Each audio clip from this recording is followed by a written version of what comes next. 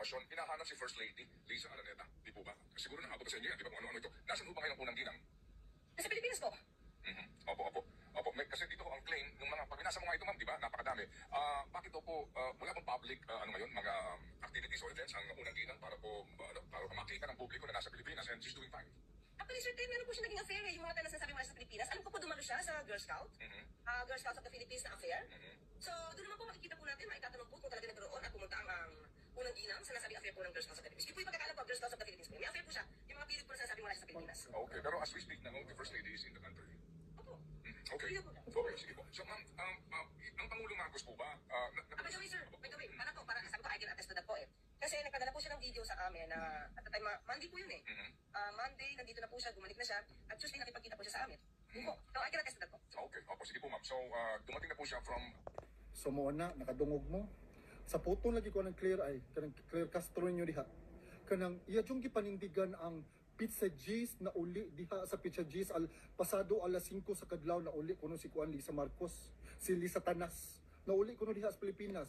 Pag Pizza G's sabot pa sabot, kuan na siya diri. Domingo na diri. So una common sense. Og naamo ana. Kamong naa diha sa Malacañang, common sense. Namatay ang part silang entourage. Namatay bayot, namatay pag Sabado. Ha? Namatay pag Sabado. Unya, sa tanaw ninyo, paulion mo the next day sa authorities na kamo ang last scene sa namatay na questionable ang pagkamatay sa tao. Papaulion mo the next day, inika-Domingo. Sa tanaw ninyo, inana mi kabugo para motuo ninyo. Ha? Sure na jud ka ana Inday Castro? Sure na jud kaayo ka na? Ako pala nimo unsa imong isure? Isure na nimo imong make up asa ka nagpa-make up, mura kag nagpa-make up sa motuwaryo, mura kag bag-ong gibal sa Marday. Klaruhan imong make up. Very distracting. Bugo pa ka. Bakakon pa ka. Ambot lang. Ambot ninyo diha sa Pilipinas kamong naa diha sa Malacañang. Ambot ninyong tanan diha mga pistiha mo, mga yawa mo, puro mo mga durugista, puro mo mga adik. Ha? Tarong bago na. Sa tanaw ninyo papaulion the next day. Okay. Sultian ta mo ha. I have this document.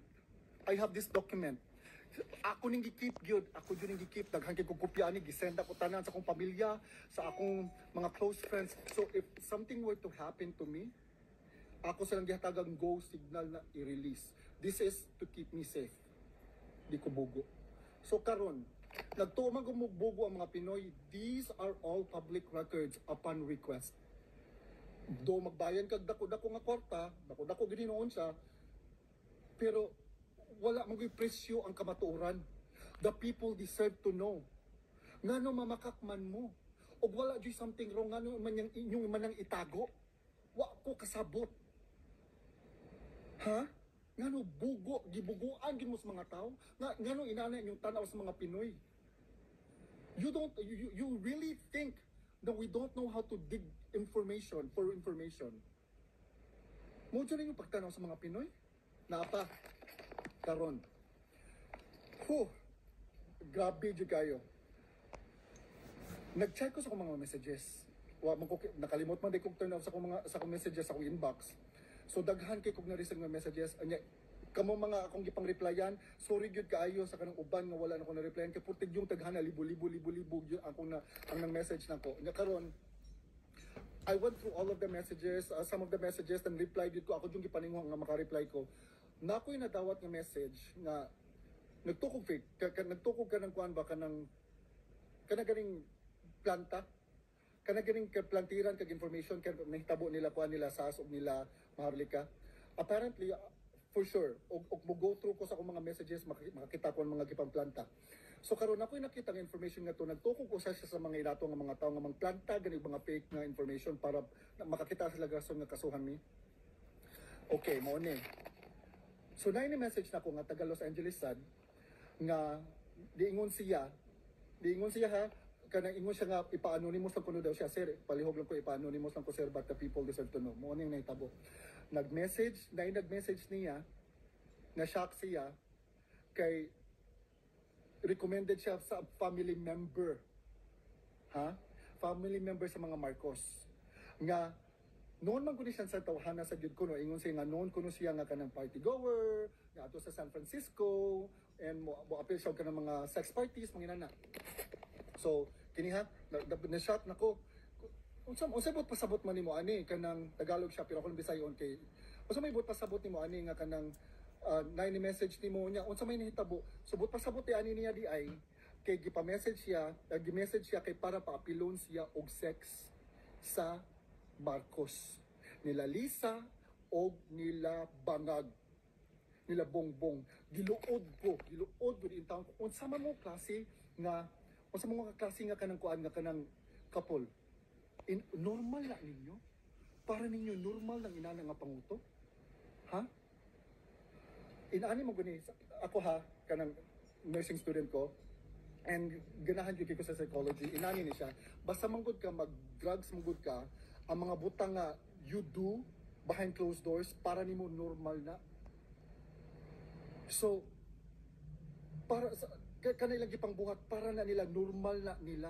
so katong mga nag-message nila nga kanang ilang gipang invite for sex kuan gud na sila kanang swingers daw mo ingon na nag-message ako they are swingers and then they wanted to have sex that's what they said mounay nagpadagan sa nasod diha karon sa ato ang sa Pilipinas mo nagpadagan sa ato ang nasod we deserve better we deserve a better leader wa may nagkinahanglan og durugista nga presidente wa may nagkinahanglan og kanang addict nga presidente wa may nagkinahanglan og durugista na first lady wa may nagkinahanglan og kanang sex addict pa tawag na sex addict magpakahay mo para mag-sex mo wa mo giluod ninyo diha nya presidente mo leader mo people look up to you and this is what you do grabe ka shocking nasako and then not only that na mga audio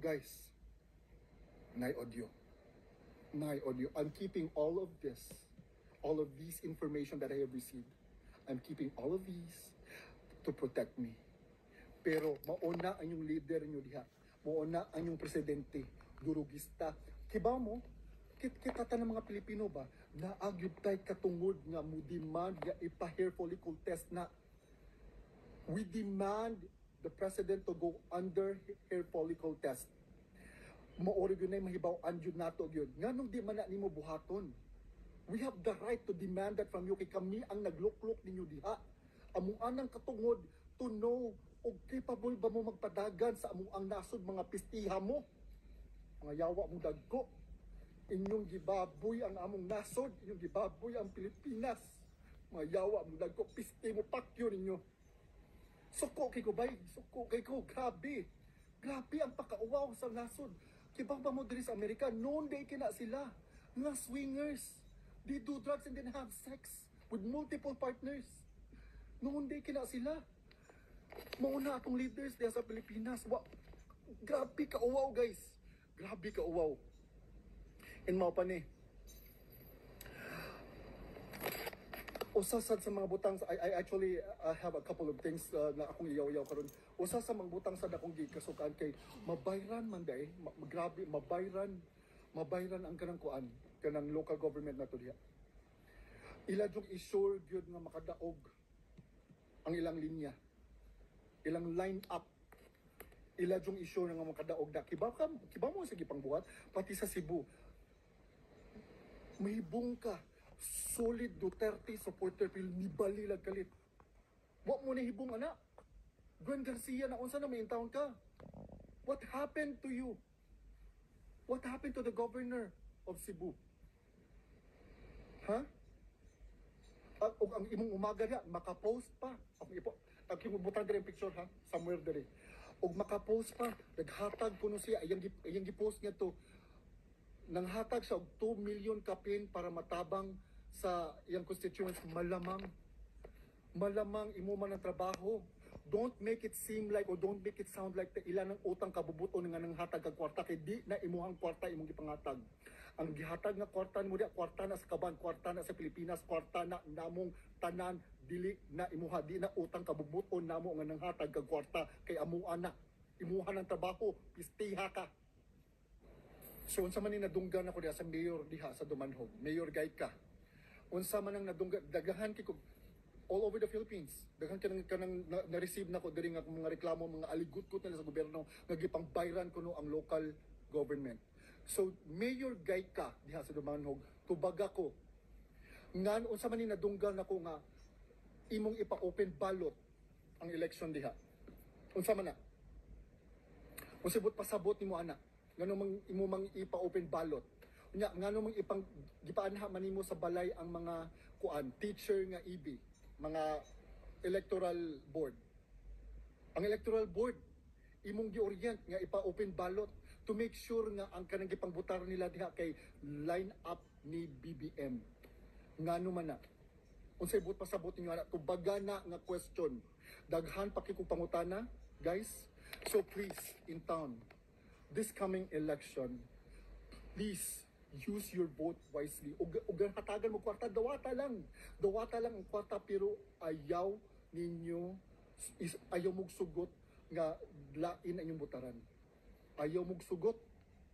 Ayaw mong sugot nga makadaog ng mga demonyo. Ha? Ayaw mong sugot. Luoy kaayo ang Pilipinas.